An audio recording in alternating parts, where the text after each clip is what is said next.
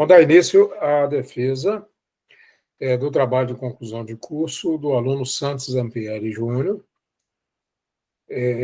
Quero agradecer aí ao professor Diácono e ao professor Jerônimo por aceitarem fazer parte da banca. O Santos, então, você autoriza a ser colocada essa gravação no YouTube? Autorizo. Tá, ok. Então, você pode começar, você tem os seus 30 minutos, de 20 a 30. Nós vamos deixar as câmeras e o áudio desligado para não interferir na sua apresentação. Tá certo.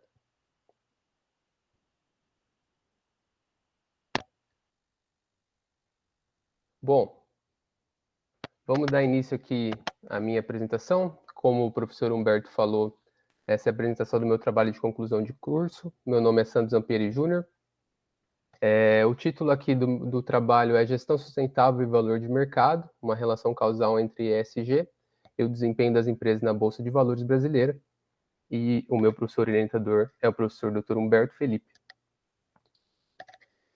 Bom, dando início então à apresentação, a gente tem aqui uma breve agenda, onde a gente vai iniciar com a introdução do trabalho, depois iremos para a revisão da literatura, metodologia, resultados, conclusão e referências. Iniciando aqui então com a introdução, a gente vai dar uma breve contextualizada sobre o assunto e sobre os objetivos do trabalho. Então, de uma forma mais geral, de uma maneira mais ampla, esse trabalho analisa várias questões relacionadas ao desenvolvimento sustentável, sustentabilidade e, lógico, ESG, que nada mais é que a terminologia para meio ambiente, social e governança. A gente tem, partindo de uma análise mais ampla, a gente tem o desenvolvimento sustentável, que nada mais é que a discussão sobre como as empresas ou como os países, como as economias atendem às demandas da sociedade na questão econômica. Oi, sim. Dá só uma olhada, porque deve estar com mau contato o seu fone aí. Está dando um barulho. Tá dando barulho? Ainda tá? Não sei. Agora é só você falando para a gente saber. Agora, se ainda tiver, eu tiro o fone e eu faço sem fone, talvez fique melhor. Fazendo barulho. Ainda tá? Tá. Agora ficou melhor? Ficou. Tá, então vou fazer sem. Bom, então voltando aqui para a nossa discussão da contextualização, a gente parte de uma discussão mais ampla, que é sobre desenvolvimento sustentável. A partir disso, a gente começa a analisar um pouco mais sobre as empresas e o mercado financeiro, falando sobre a relação sobre competitividade e a sustentabilidade.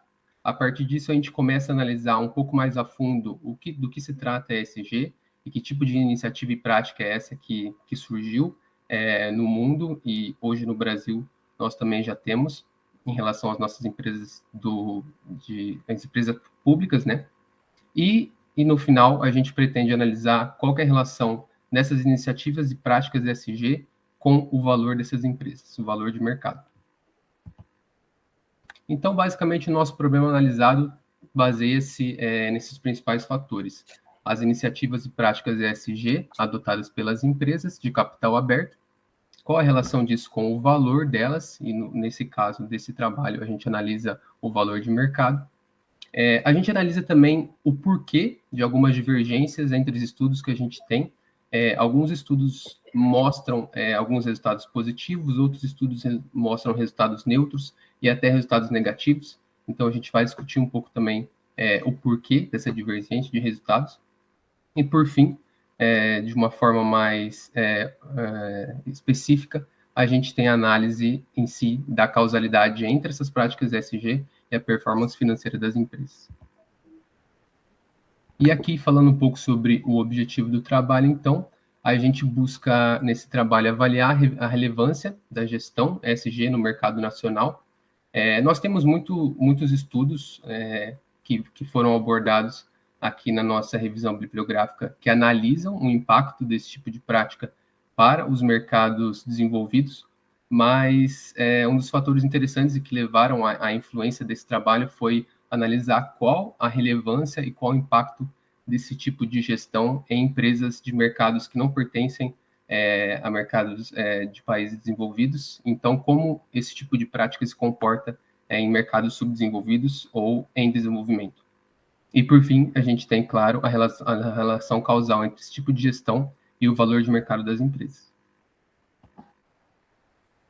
Partindo, então, para aqui falar um pouco da nossa revisão da literatura, novamente a gente parte de um aspecto um pouco mais geral, falando sobre o desenvolvimento sustentável. E aqui é interessante ver um contexto de evolução que a gente teve ao longo dos anos e como as empresas, os mercados, as economias dos países foram abordando cada um desses três aspectos.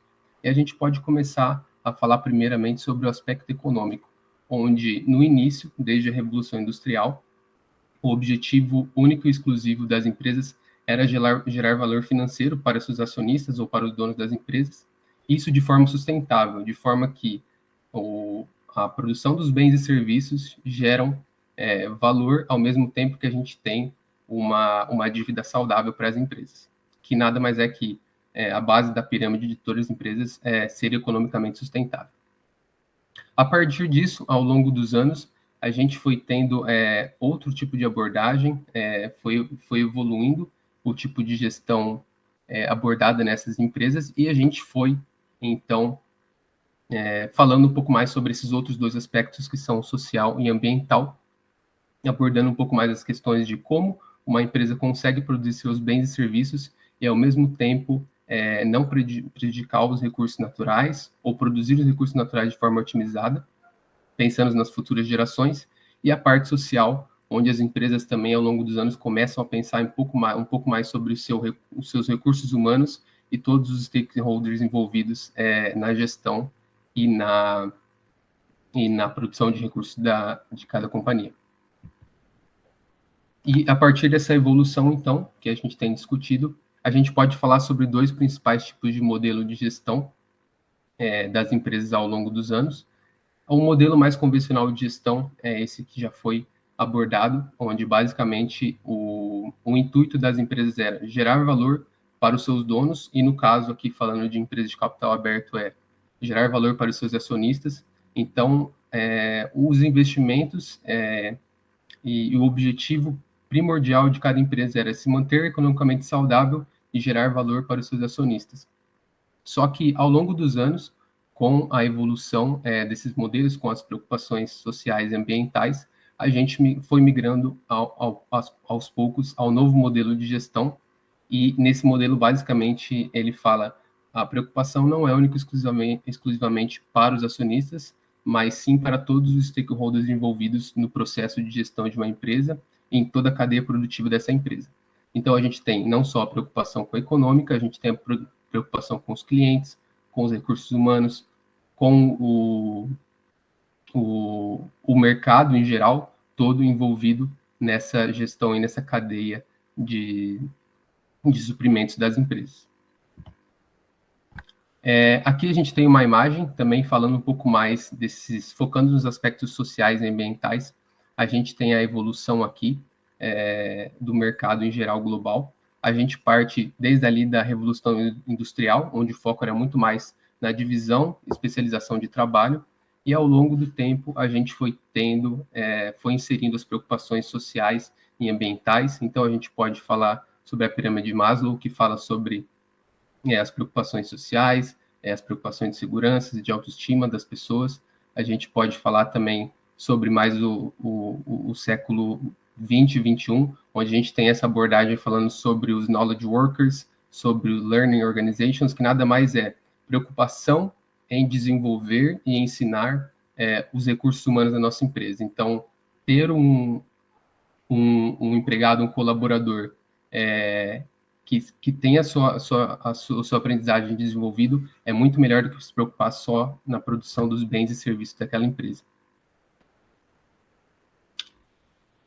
Falando sobre aqui os fatores de sustentabilidade e mercado financeiro, e falando um pouco mais do ponto de vista do acionista. Então, o que é um investimento sustentável? Então, a gente também consegue dividir o investimento sustentável nesses 3 fatores de sustentabilidade, falando na economia, meio ambiente e fator social. No fator econômico, a gente pode ver também, através da literatura e das revisões dos trabalhos que foram implementados aqui, que essa estratégia de investimento focado na sustentabilidade é uma estratégia de muito mais a longo prazo do que curto prazo.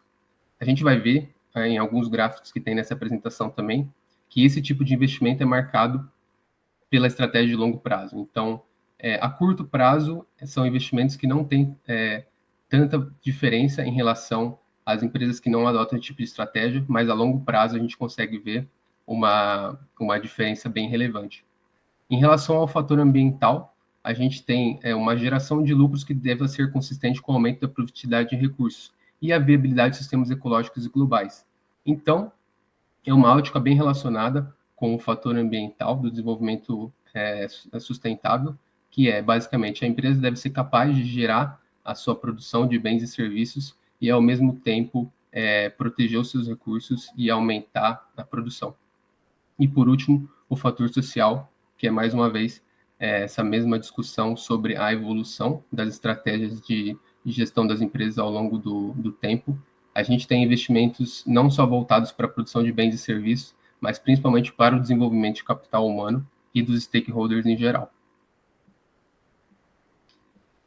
Sobre, então, ESG e performance financeira das empresas, com essa evolução ao longo do tempo dessas estratégias de gestão, a gente tem 2 teorias bem delimitadas. A gente tem a teoria do acionista, que é relacionada ao modelo mais clássico de gestão, e a teoria das partes interessadas, ou dos stakeholders, que é mais relacionada à teoria atual de gestão. A gente tem, então, a teoria do acionista muito mais relacionada única e exclusivamente à maximização de riqueza dos acionistas. Então, os projetos das empresas visam muito mais a criação de valor financeiro. Os acionistas têm maior importância do que os demais stakeholders, ou seja, nessa teoria, o argumento básico é: os acionistas são as pessoas que colocam dinheiro na companhia, portanto, eles devem ter preferência em relação aos demais stakeholders e eles devem ser os melhores atendidos.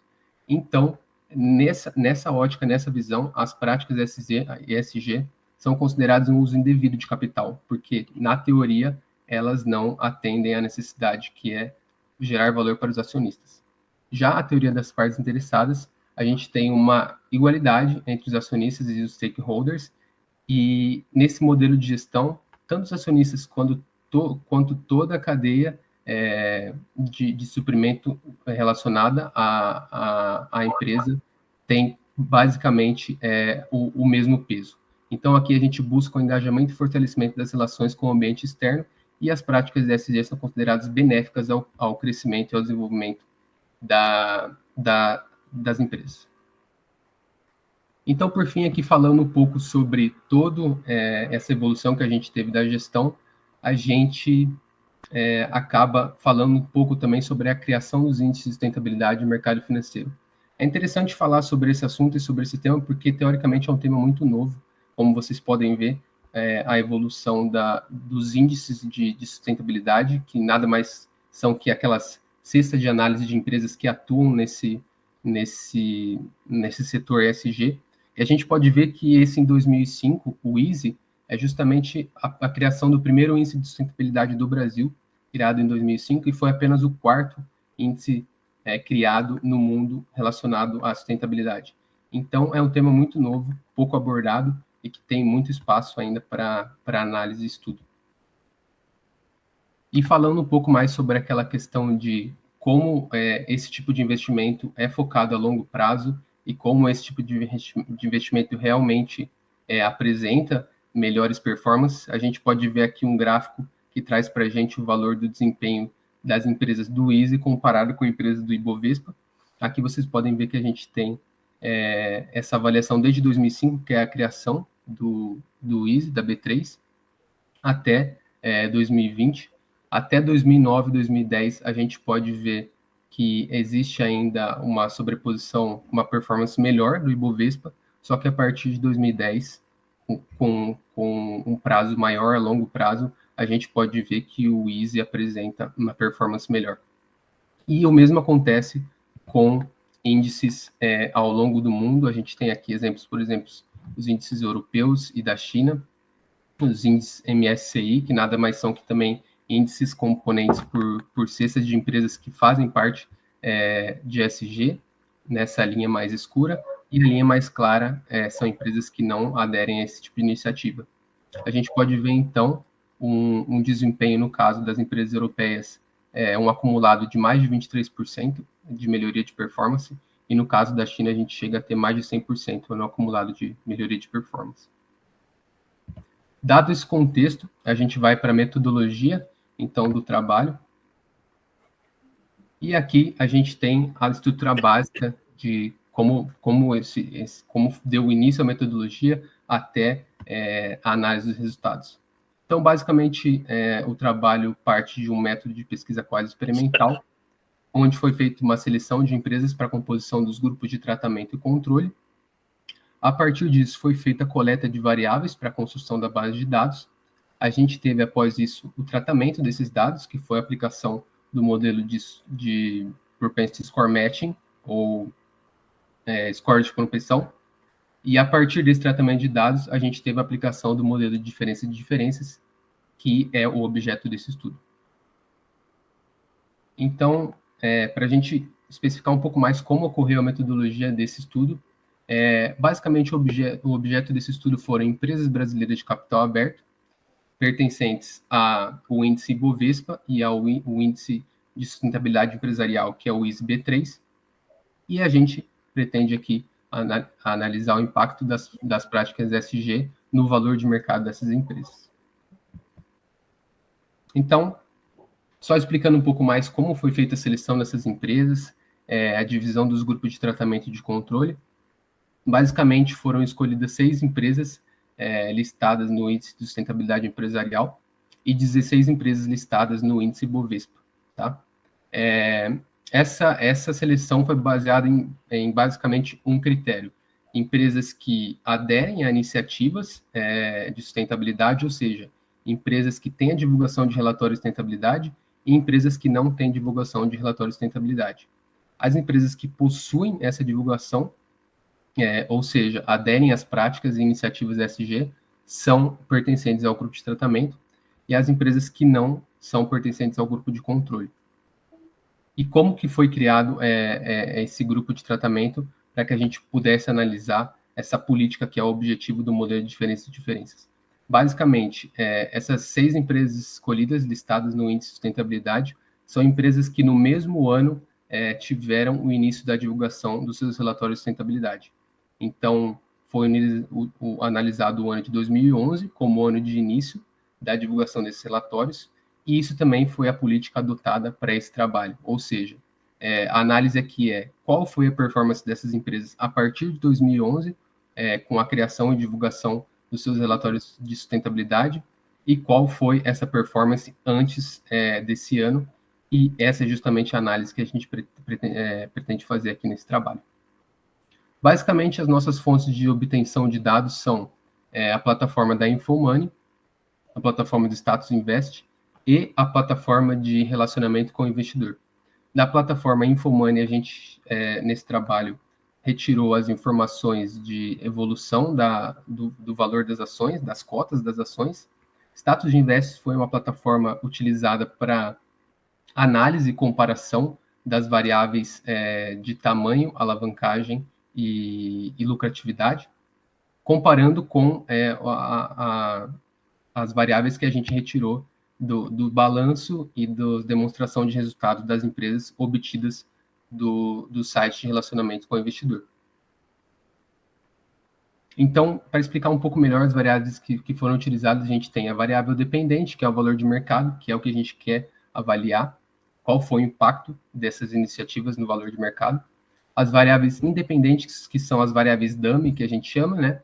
Que basicamente tem o valor 0 e 1 e nos dizem se sim ou não, se está dentro da política ou não, se está dentro do grupo de tratamento ou não. E a gente tem as variáveis de controle, que aqui foram escolhidas como tamanho, alavancagem e ROA, que é o retorno, Return on Assets, que é basicamente o retorno baseado nos ativos da empresa, tá? Então, por que foram escolhidas primeiro essas 3 variáveis de controle?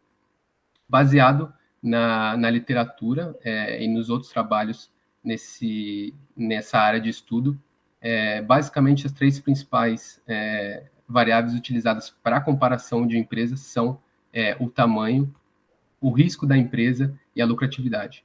Então, a alavancagem representa o risco da empresa, ou seja, o quanto essa empresa contrai de dívidas para poder se manter, manter a sua operação, e o ROA justamente está relacionado com a lucratividade. A política e o tratamento nada mais são que formas de mostrar na base de dados se, no caso da política, as empresas fazem... se o período analisado após 2011, ou seja, após a implementação dos relatórios ou não, e no tratamento, basicamente, nos diz se as empresas fazem ou não parte do grupo de tratamento ou fazem parte do grupo de controle. O pareamento por score de propensão também foi uma ferramenta retirada da literatura, e ele é basicamente uma ferramenta muito interessante para dizer se os nossos grupos, as nossas amostras são ou não comparáveis. Então, no caso, antes do pareamento, a gente pode ver aqui, mais à esquerda, no quadrado onde tem o 0, e mais à direita, no quadrado onde tem 1. O 0 representa as empresas do grupo de controle e o 1 representa as empresas do grupo de tratamento. A gente pode ver que a gente tem alguma diferença ali na dispersão das amostras, e então esse score de propensão, esse pareamento por score de propensão, foi utilizado justamente para melhorar esse tratamento de dados e fazer com que essas empresas se tornem mais similares e possam ser comparadas. E é importante falar também que essa comparação foi feita antes da adoção dos relatórios de sustentabilidade, ou seja, foi feita no ano de 2010, para não gerar nenhuma distorção nos dados, isso também de acordo com o que foi visto na literatura. E também legal dizer que a gente conseguiu obter aqui o resultado esperado, que foi uma semelhança maior entre a dispersão dos dados do grupo de controle de tratamento. Após o pareamento, a gente pode ver que o grupo de controle e tratamento se tornam muito mais similares do que antes do pareamento. Então, após esse tratamento de dados, esses dados foram, enfim, analisados no modelo de diferenças e diferenças, e aqui é basicamente também explicando a metodologia por trás desse modelo. Esse modelo, também utilizado pela literatura que foi vista, que foi revisada nesse trabalho, ele basicamente é uma ferramenta de análise de aplicação de políticas. Então, é escolhido uma política, é escolhido um fator que gerou algum impacto nas amostras, e a partir disso, a gente tem a primeira linha ali em cima no gráfico, que a gente vê a evolução do grupo de controle em relação à adoção dessa política, e mais abaixo, na linha também escura, onde a gente tem, mais abaixo a linha pontilhada, a gente tem a evolução em relação à política aplicada ao longo do tempo do nosso grupo de tratamento. Então, basicamente, como esse modelo funciona e o que ele analisa.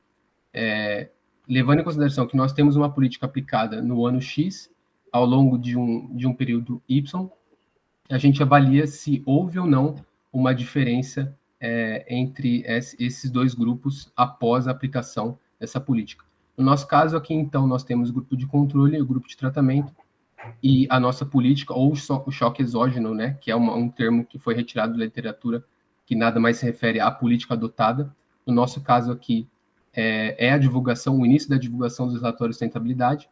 Então, a gente vai avaliar se, após o início da divulgação dos relatórios, houve ou não diferença entre a performance das empresas do grupo de controle e tratamento nesse período analisado, que foi um período de 10 anos, entre 2007 e 2016. Então, aqui a gente vai para os resultados, e a gente vê um resultado bem consistente e semelhante ao que a gente apresentou na literatura. Vocês podem ver, os senhores podem ver que na primeira linha, na linha mais escura ali em cima no gráfico, à esquerda, é a linha de evolução da performance, no caso do valor de mercado das empresas do grupo de controle, ou seja, as empresas que não aderem às iniciativas ESG e às práticas.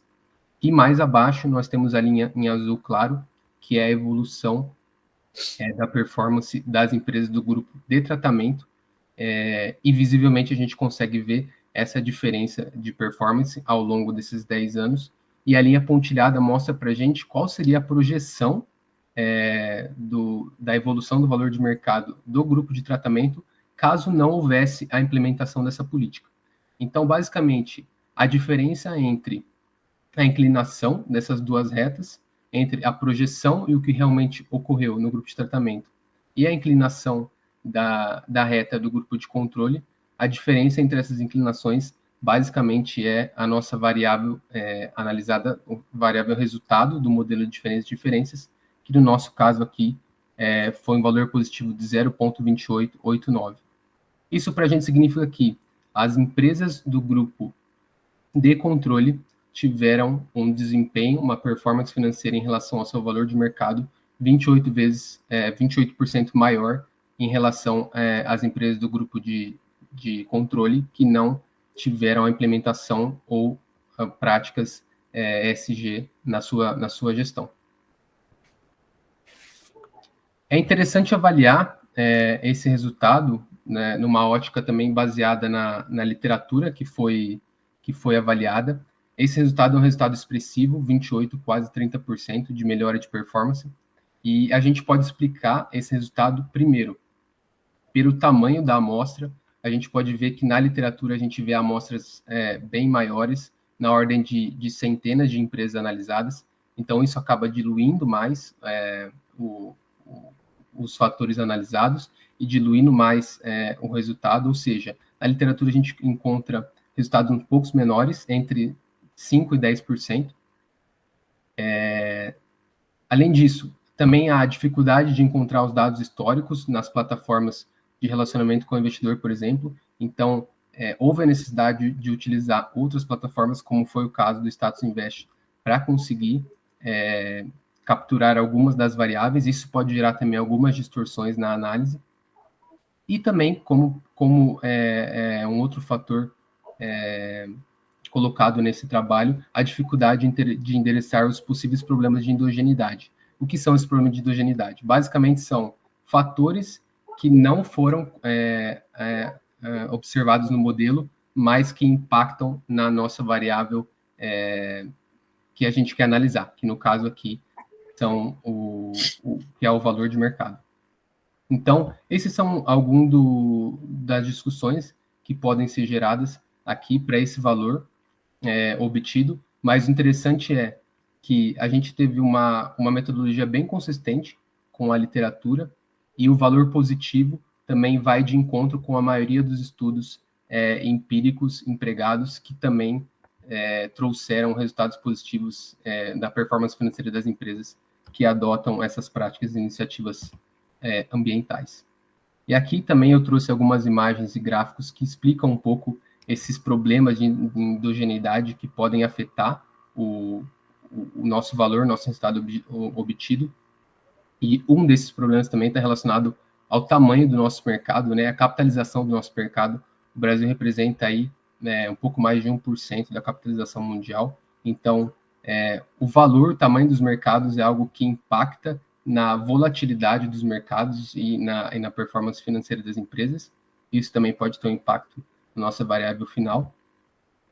E é interessante também ver que o nosso mercado é um mercado que tem uma maturidade ainda muito baixa, né? No nosso gráfico mais à esquerda, a gente vê a quantidade de investidores que a gente tem na Bolsa Brasileira até o ano de 2020, e a gente tem apenas em torno de 2 milhões de investidores, que isso representa basicamente 1% da população. Isso é um valor muito pouco, e isso reflete diretamente também na volatilidade dos nossos mercados, principalmente em períodos de ciclos econômicos, como a gente está vivendo agora, por exemplo, de altas e baixas de juros. A gente pode ver também outro fator que pode impactar nesse resultado, que é justamente a falta de diversificação das empresas e da nossa bolsa de valores. Nesse gráfico de pizza mais à direita, a gente pode ver que é uma bolsa muito... Humberto, mas ela falou que não sabe de nada. No caso, Humberto, é o Vitor. Você lembra do Vitor? Eu acho que o áudio do... Você está com o seu áudio aberto aí, Humberto. Aí, isso, obrigado.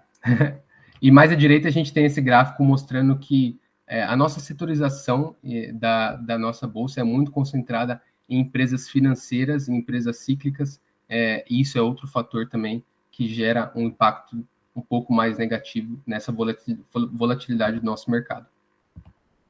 Então, só concluindo, como foi já dito, nosso resultado obtido confirma a hipótese levantada no estudo, ou seja, as iniciativas e práticas ESG realmente trazem um impacto positivo no valor de mercado das empresas.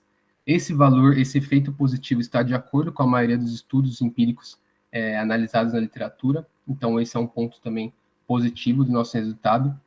E, apesar disso, como também já foi dito, isso é uma área de estudo muito pouco explorada, principalmente no nosso mercado nacional, e muito relacionado à limitação que a gente tem para análise de dados, para obtenção de dados, e ao tamanho e maturidade do nosso mercado de empresas públicas nacional. Então, basicamente, essa é a conclusão do trabalho. Aqui a gente tem apenas as referências. E eu queria agradecer também muito a presença de vocês, professores. Queria agradecer a paciência, queria agradecer muito a prontidão que vocês tiverem em me ajudar também a fazer a alteração do horário, ao adiantamento do horário aqui da reunião.